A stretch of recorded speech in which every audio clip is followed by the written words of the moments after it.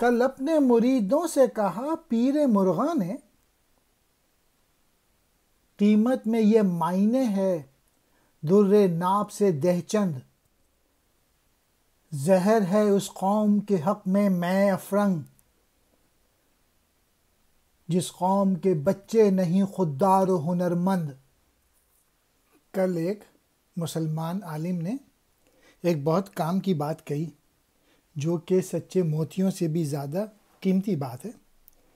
وہ یہ ہے کہ جس قوم کے نوجوان خوددار اور ہنرمند نہیں ہوں گے، ان کے لیے یہ یورپی تعلیم جو ہے وہ زہر کی حیثیت رکھتی ہوگی۔ یعنی جو بچوں دین کی تعلیم حاصل کیے بغیر یورپ کی تعلیم لیں گے، وہ بے دین ہونے کا ان کا امکان ہے، اس لیے پہلے ان کو دین کی تعلیم دیں۔